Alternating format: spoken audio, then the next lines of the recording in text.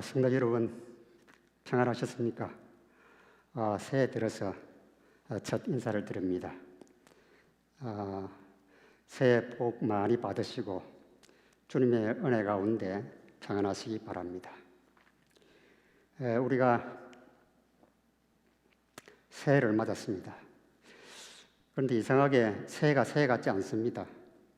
새해가 되면 뭔가 좀 달라져야 되는데 작년에 우리가 거의 한 1년 동안 코로나 때문에 너무 힘들어했고, 그래서 진짜 새해가 되면은 이제 코로나를 좀 떨쳐버리나 했는데 여전히 코로나에 지금 발목이 잡혀 있습니다.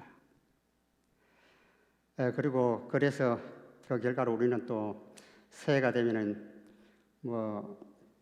비록 마스크는 쓰지만 우리가 대면 예배를 드릴 수 있지 않을까 그렇게 생각을 했는데 대면 예배도 드리지 못하고 여전히 우리가 비대면 이렇게 해서 예배를 드리고 있습니다. 답답하고 안타깝습니다. 그러나 이러한 코로나 사태도 조만간 종식되고 하나님께서 우리에게 평안한 길을 인도하시리라고 생각됩니다. 혹 우리가 또 새해에도 여전히 코로나 때문에 시달린다고 할지라도 그러나 우리는 하나님 안에서 우리가 그 모든 어려움과 또 여러 가지 힘든 현실들을 잘 극복해 내리라고 생각합니다. 하나님께서 우리에게 피할 길을 주시고 또 평안한 길로 인도해 주시리라고 확신합니다. 오늘은 특별히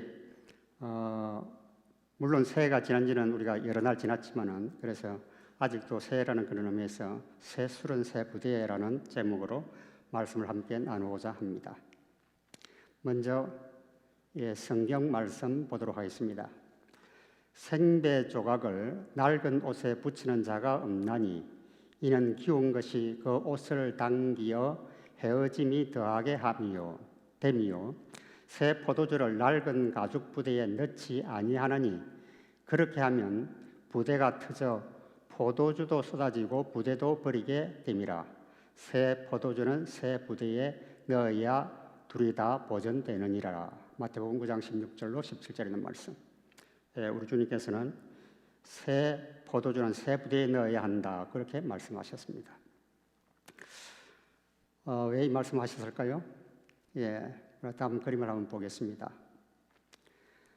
옛날에는 이 포도를 따서 수확을 해가지고 거기에서 이제 포도즙을 추출할 때에 오늘처럼 특별한 이 포도즙을 추출하는 그런 기구나 또는 그것을 어떻게 하는 건 방법이 없었어요. 그래서 돌을 파서 만든 이런 그림에서 보듯이 저 사각으로 된 그 구덩이에 새로 수확된 포도를 넣고 사람들이 올라가서 발로 밟았습니다.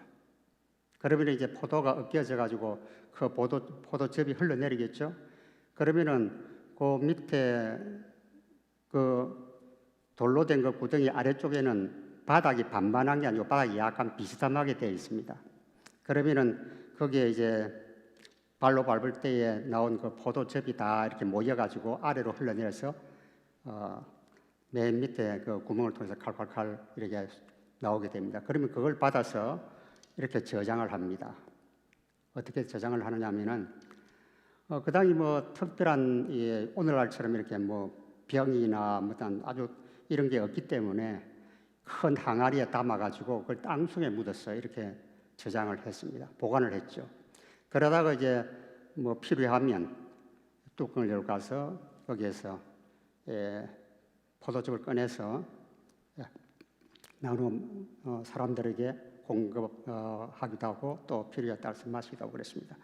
그러니까 아까 우리가 그림에서 보듯이 이런 상태에서 포도즙을 추출하기 때문에 그 포도즙이 그냥 아주 청결한 그런 포도즙일 수는 없어요. 그리고 그 과정에서 이 포도즙이 발효가 돼가지고 그야말로 우리가 하는 대로 포도주가 되는 것입니다. 술이 되는 거죠. 우리가 창세기 10장에 보면은 노아가 이제 홍수가 끝난 다음에 새로 농사를 짓습니다. 그래서 포도 농사를 지어가지고 그 포도주를 마시고 벌거벗었다고 그렇게 기록이 나오는데 우리가 이해가 되죠. 그 당시 무슨 포도즙을 이렇게 잘 짜가지고 잘 보관하는 그런 방법이 없었기 때문에 아마 이런 상태에서 발효된 그 포도즙을 마시게 되면 그 뭐 술이나 진비 없으니까 그렇게 될 수 있다고 생각됩니다. 물론 나중에는 이제 사람들이 발로 밟아가지고 포도즙을 짜는 것이 아니라 좀 더 발전된 이런 기계가 있어가지고 포도즙을 짜내는 틀이 이제 마련되었습니다. 그러나 이제 그렇게 해서 이제 포도즙 틀에서 이제 포도즙을 짜면 저렇게 해서 모이는 그 포도즙을 이렇게 잘 보관을 해야 되는데 또 보관하는 기술이 뭐 제조로 하는 법은 조금 이렇게 발전했다 하더라도 보관하는 기술이 그렇게 변변치 않아 가지고 여전히 발효되는 것입니다. 그리고 또 오늘처럼 이게 보관할 때 그걸 제대로 잘 보관할 수 뭐 또 이렇게 잘 옮길 수 있는 그런 방법도 없었습니다. 그래서 주님은 오늘 말씀하실 때에 새 술은 새 부대에 넣어야 한다 그렇게 말씀하시는데 왜 새 술은 새 부대에 넣어야 하는가 잠깐 살펴보겠습니다. 당시는 병 같은 것이 없었으므로 포도주를 운반하거나 저장할 때 가죽 부대를 사용했다. 새로 만든 그 가죽을 아주 튼튼하게 잘 끼워가지고 거기에 이제 이 포도즙을 부어서 그 병막이라 아주 단단해가지고 그렇게 운반을 하고 했습니다. 그런데 가죽 부대는 오래 사용하면은 처음에는 탱탱하던 이 가죽 부대가 탄력을 잃어가지고 흐물흐물하게 됩니다. 그래서 낡은 가죽 부대는 새 포도주를 넣으면 발효되면서 생기는 가스의 압력을 견디지 못하여 터져버렸습니다. 그러니까 사실 이 가죽 부대 그 당시로서는 어떤 면에서는 최선의 방법이었죠. 포도주를 이렇게 운반하는, 옮기는 또 보관하는 그런 방법이었는데 그러나 그것이 낡아지면 이렇게 터지는 것입니다. 이 가죽 부대입니다. 그렇게 해서 여기에 포도즙을 담아가지고 다니면서 활용을 했죠. 그런데 이제 이 가죽 부대가 좀 오래 사용해가지고 몇 년 되어서 낡았습니다. 낡은 그 가죽 부대에 이 새로 짠 그 포도즙을 넣으면은 그것이 이제 발효되면서 안에서 팽창하게 되죠. 그러면은 그 가죽 부대가 견디지 못하고 터져버리게 되는 것입니다. 그래서 예수님께서는 말씀하시기를 새 포도주는 어디에 담아야 된다고? 새 가죽 부대에 담아야 된다고 말씀하셨습니다. 그런데 예수님께서 이런 말씀하셨을 때 그 말씀이 포도주를 잘 보관하는 방법 그것을 설명하신 것입니까? 그렇진 않죠. 그것을 비유적으로 말씀하시면서 우리가 새 포도주는 새 부대에 담아야 된다고 말씀하셨는데 주님께서 그러면 말씀하신 새 포도주는 무엇이고 또 새 가죽 부대는 무엇인가 우리가 한번 살펴보도록 하겠습니다. 주께서 말씀하신 새 술과 낡은 부대. 자, 주님께서 새 술을 새 가죽 부대에 담았는데 새 술이 무엇인가 살펴보겠습니다. 당시 유대인들과 그 사회에서 용납될 수 없는 새로운 사상, 이것이 새 술이었습니다. 곧 그리스도의 가르침이 새 술이었습니다. 말하자면 예수님께서 하늘나라의 천국복음을 전하셨는데 그 천국복음 자체가 새 술이었어요. 그런데 이 새 술을 담기 위해서는 뭐가 필요합니까? 새 가죽 부대가 필요합니다. 그런데 이것을 담을 새 가죽 부대가 없었습니다. 자, 예수님께서 말씀하시는 이 천국복음, 이 새 술은 바로 그 사상이 이와 같은 것입니다. 내 원수를 사랑하라.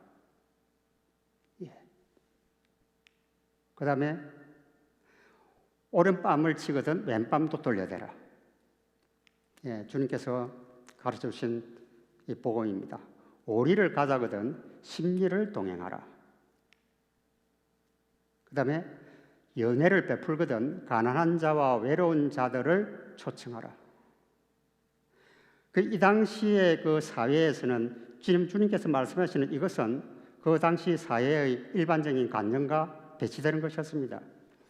원수를 사랑하라. 그 당시 유대인들은 어떻게 했습니까? 이는 이로 눈은 눈으로 그렇게 대감는 것이 그들의 일반적인 생활 법칙이었습니다. 그런데 어떻게 원수를 사랑할 수 있습니까? 오른밤을 치거나 왼밤 돌려대라. 이 어리석은 일이죠. 그리고 연애를 베풀거든 가난한 자와 외로운 자들을 초청하라 그랬는데, 만일에 그 당시 신들은 어떻게 되냐면은 이 부자는 부자들을 초청해서 자기들끼리 이렇게 재미있게 먹고 마시고 그렇게 했습니다. 가난한 사람을 절대로 초청하지 않았어요. 그러나 예수님은 너희들이 연애 베풀면 가난하고 불쌍한 사람들을 초청해서 함께 즐기라고 했습니다. 만일에 그렇게 되면 이 가난한 사람들은 초청받았지만 가난하기 때문에 자기가 대갚을 길이 없습니다. 자기를 초청한 상대를 불러서 다시 자기가 무슨 이렇게 대접을 할 수가 없어요. 주님께서 말씀하시기를 그렇게 해서 그 가난한 자가 네게 대접을 받고 다시 내게 대갚을 하지 못할 때에는 누가 갚아주신다고 그랬어요? 하나님께서 갚아주시리라고 그렇게 말씀하셨습니다. 바로 예수님께서 말씀하신 세수는 이와 같은 주님께서 가르치신 사상이었습니다. 그리고 좀 더 우리가 더 생각하면 예수님 자신이, 그리스도 자신이 세술이셨습니다.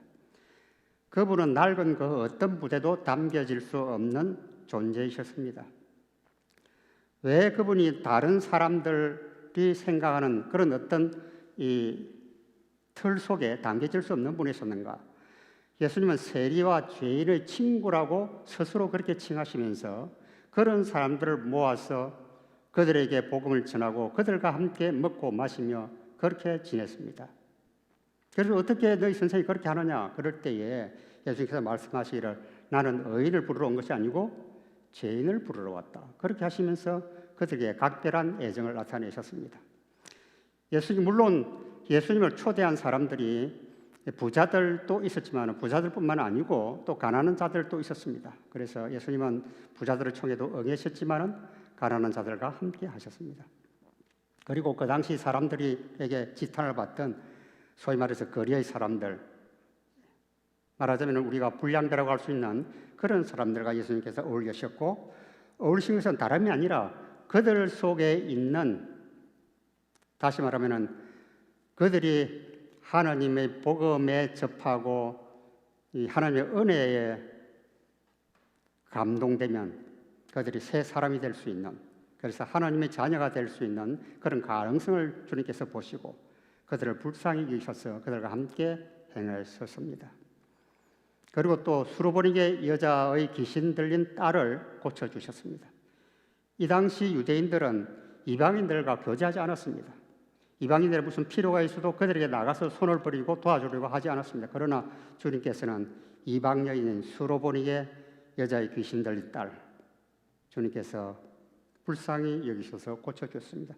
그러니까 이 당시에 예수님 자신이, 그리고 예수님이 가르치신 그 사상이 세술이었습니다. 그러나 이 세술을 받아들일 부대가 필요했는데 그 당시 사회는 낡은 가죽 부대에 불과했습니다. 낡은 부대 어떤 것을 이야기합니까?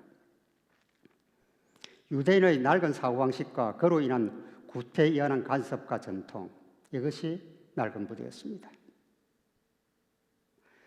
구원은, 진리는, 그리고 현세의 광명은 모두 유대인에게만 주어졌다고 하는 독단적인 생각, 이것이 낡은 부대였습니다. 세리와 창녀와 가난한 자를 멸시하고 구원에 합당치 않은 자로 규정하는 것, 이것이 낡은 부대였습니다. 이방인들을 불쌍한 자로 여겨서 함께 음식을 먹지 않았습니다. 이러한 생각, 이러한 행동이 다 낡은 부대에 속하는 것입니다.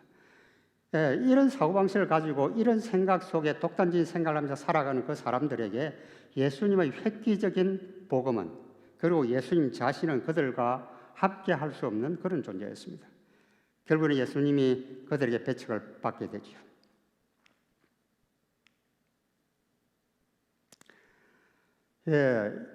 여기 사도행전 10장 28절로 29절에 있는 말씀 보겠습니다.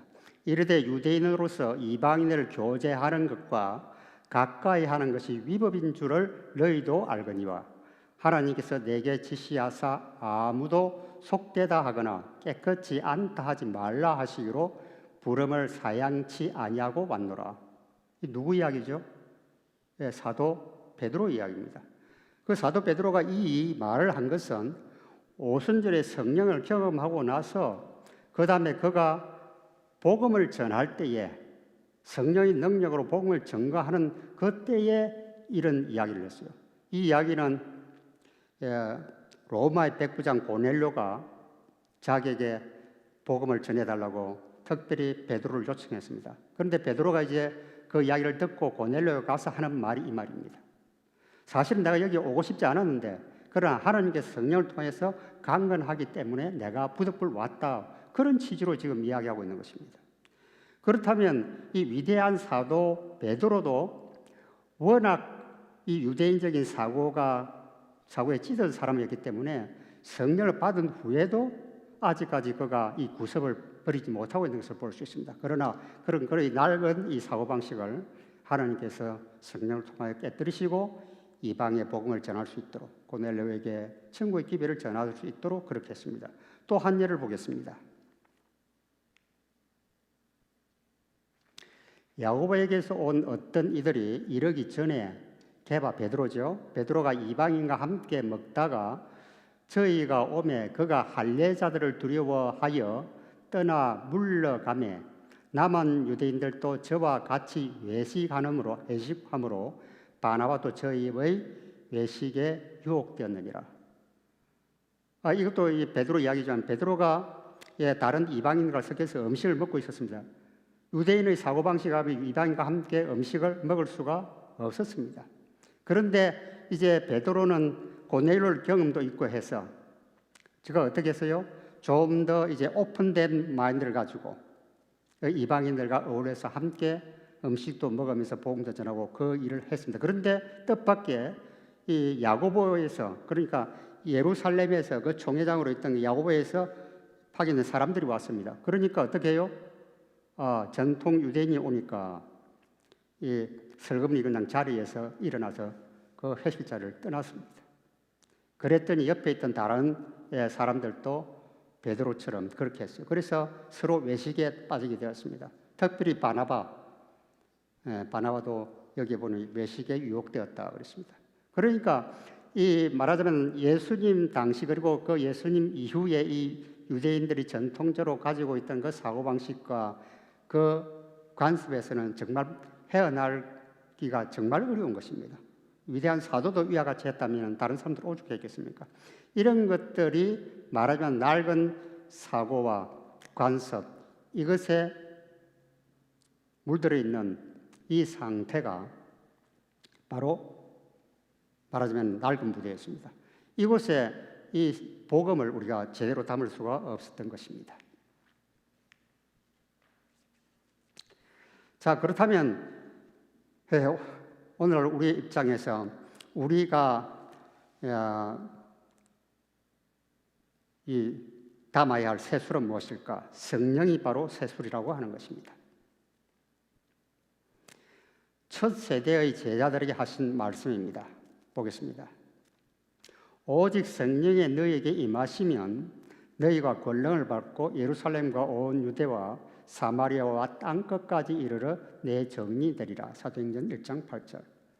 우리 주님께서 그렇게 말씀하셨습니다. 그러니까 너희들은 이곳에서 나가지 말고 함께 모여서 열심히 기도하라고 하셨습니다. 그러면 성령이 임할 것이고 성령의 권능을 받고 내려가서 복음을 전하게 될 것이라고 말씀하셨어요.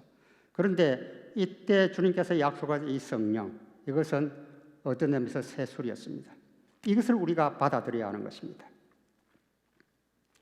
성령을 받은 제자들은 세술에 취했다고 했습니다. 그러니까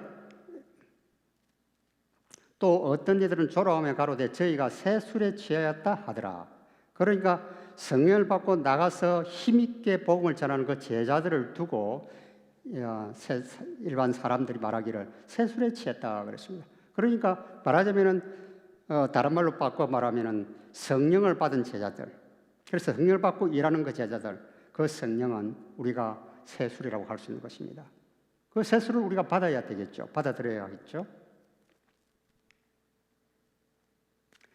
성령을 담을 수 있는 부대는 낡은 부대가 아니죠. 성령을 담을 수 없는 부대입니다. 어떤 부대인가? 그러면 낡은 부대가 어떤 부대인가? 기만, 거짓, 이기심, 나태, 무관심, 시기 등으로 물든 마음은 낡은 부대입니다. 우리가 성령을 받으려고 하면은 이런 상태로서는 우리가 성령을 받을 수가 없습니다. 새 술은 새 부대 보여야 된다고 말씀하시지 않았습니까? 그래서 새 술인 성령을 우리가 받기 위해서는 우리의 마음속에 있는 모든 이기적인 것, 교만한 것, 거짓, 그리고 불의, 사악, 이런 모든 것들을 우리가 다 벗어야 하는 것입니다. 아나니아와 삽비라가 성령의 감화를 통해 감동의 새 역사를 시작하였으나 이기심과 탐욕으로 낡아지고 말았다. 여기 말씀을 보겠습니다. 아나니아라 하는 사람이 그 아내 삽비라로 더불어 소유를 팔아 그 값에서 얼마를 감춤해 그 아내도 알더라. 이게 말이 바뀌었네요. 아나니아 삽비라가 이제 자기 소유의 밭을 팔아가지고 그 다음에 그것을 사도들에게 바치기로 했는데 그 다음에 그 중에 얼마를 감추고 사도에 갖다 바친 이야기입니다. 말하자면은 이 아나니아와 삽비라는 처음에 성령의 역사를 통해서 마음에 깊은 감동을 받았습니다. 그래서 자기의 소유를 팔아서 다른 사람들처럼 다 하나님께 바치기로 그렇게 했다가 그러나 처음에 이렇게 감동으로 시작했는데 그러나 돈이 생기자 그 마음에 탐욕이 일었습니다. 그래서 그것 때문에 자기가 처음에 약속한 대로 하나님께 다 드리지를 못했어요. 이와 같이 말하자면은 이 성령이 우리의 임해서 감동으로 임할 때에 우리가 그 성령이 계속 우리 안에 역사할 수 있도록 우리 속에 있는 모든 이기심, 탐시, 거짓, 더러운 이런 모든 것에서 우리는 해방되어야 합니다. 그러나 우리 스스로 그렇게 할 수 없습니다. 누구를 통해서도 그것도 이루어져야 합니까? 주의 성령의 역사를 통해서 우리의 심령이 깨끗하게 되고 또 부드러워지고 겸손하게 되어야 합니다. 그래서 바로 우리는 이전과 같은 그런 사고방식에 또 그런 생각에 젖어 있는 삶이 아니라 새 술을 담을 수 있는 새 마음, 겸손한 마음, 거듭난 그런 마음이 되어야 하겠습니다. 새 부대에 부어야 할 새 술은 무엇일까? 새 부대 2021년 어떤 의미에서 새 부대라고 할 수 있습니다. 이 새 부대에 우리가 무엇을 보여야 할까? 다시 말해서 2001년을 맞이하는 우리, 그리고 새로운 마음가짐으로 새해를 맞이하는 우리가 무엇을 어떻게 담아야 할까? 우리가 잠깐 생각을 해보겠습니다. 우리들이 맞은 2021년의 새솔은 무엇일까? 아버지께서 약속하신 것을 받아야 합니다. 볼지어다 내가 아버지의 약속하신 것을 너희에게 보내리니 너희는 위로부터 능력을 입힐 때까지 이 성에 유하라. 우리 주님께서 말씀하셨습니다. 내가 아버지의 약속하신 것을 너희에게 보낼 것이니 위로부터 능력을 너희들이 받으라고 말씀하십니다. 이 새 부대 또 새해를 맞이하는 우리의 새 마음 속에 받아야 할 것은 위로부터 임하는 능력인 것입니다. 우리가 계속해서 그동안 기도와 헌신의 40일 기도회를 계속하고 있지 않습니까? 그 이유는 우리가 위로부터 임하는 능력을 받기 위한 것 아닙니까? 위로부터 임하는 하나님의 능력을 우리가 힘입지 아니하고는 우리가 새로워질 수가 없습니다. 새 사람이 될 수가 없습니다. 그리고 우리가 때때로 감동을 받지만은 지속적으로 우리가 새 마음과 새 정신을 가지고 우리가 살아갈 수 없습니다. 그러므로 하나님께서 우리에게 부여하시는 하나님의 은혜의 능력, 그것을 받고 우리가 하나님의 주시는 새 마음으로 계속 전진해 나아가야 하겠습니다. 학사 에스라의 새해 결심. 정월 초하루에 바벨론에서 길을 떠나고 하나님의 선한 손의 도우심을 입어 올 초하루에 예루살렘에 이르니라. 에스라가 여호와의 법을 연구하여 준행하며 율례와 규례를 이스라엘에게 가르치기를 결심하였더라. 예. 학사 에스라가 바벨론에서 정월 초하루에 출발해가지고 올 초에 예루살렘에 도착했는데 그가 오면서 결심하기를 율례와 법도 율례와 규례 이것을 내가 백성들에 잘 가르쳐서 이 백성들이 올바른 삶을 그리고 정말로 하나님의 뜻을 쫓는 그런 바른 삶을 살도록 하겠다 결심했습니다. 이 에스라의 결심이 새해를 맞이하는 우리의 결심이 되어야 하지 않겠습니까? 예, 새해 우리가 다시 한번 하나님께서 우리에게 부여하시는 그리고 하나님께서 우리로 하여금 주의 뜻을 쫓아 살도록 하는 이 주님의 율례와 법도 규례 우리가 그것을 마음에 새기고 그것에 따라 살아가는 그런 삶이 되어야 하겠습니다. 또 새해 맞아야 할 이 새수는 무엇일까? 요한 웨슬레의 소망입니다. 내가 염려하는 것은 감리교회가 이 땅에서 없어지는 것이 아닙니다. 내가 염려하는 것은 우리 감리교회가 사람의 영혼을 구원하지 못하는 사랑을 잃어버린 싸늘한 조직체로 남는 것입니다. 예, 감리교회를 창설했던 요한 웨슬레, 감리교회 자체가 없어지는 건 내가 두려워하지 않는다. 내가 두려워하는 것은 우리 감리교회에 사랑이 식어버리는, 사랑이 사라지는 그런 교회가 되어서 영혼을 구원하지 못하는 그런 조직체로 남으면 어떨까? 그것을 염려한다고 했습니다. 바로 이 웨슬레의 소망은 우리의 새해 소망이 되어야 하리라고 생각합니다. 우리 공동체에 하나님의 은혜로 사랑이 넘치는 그래서 우리가 서로를 돌보고 우리가 서로를 위하는 그런 마음가짐 그것이 우리가 새해에 담아야 될 새술이라고 생각을 합니다. 네, 마지막으로 우리의 몸으로 하나님께 영광을 돌리는 것 이것이 우리가 새해에 담아야 할 새술이라고 생각합니다. 너희 몸은 너희가 하나님께로부터 받은 바 너희 가운데 계신 성령의 전인 줄을 알지 못하느냐. 너희는 너희 것이 아니라 값으로 산 것이 되었으니 그런즉 너희 몸으로 하나님께 영광을 돌리게 하라. 고린도전서 6장 19절 20절. 네, 우리의 전. 이것은 사실은 우리가 지금 소유하고 가지고 있지만 우리의 것이 아니라고 그랬어요. 예수 그리스도께서 피로 사신 당신의 것이라고 했습니다. 그래서 이 우리의 몸으로 예수님이 피로 사신 이 성령의 전으로 우리가 하나님께 영광을 돌리는 것.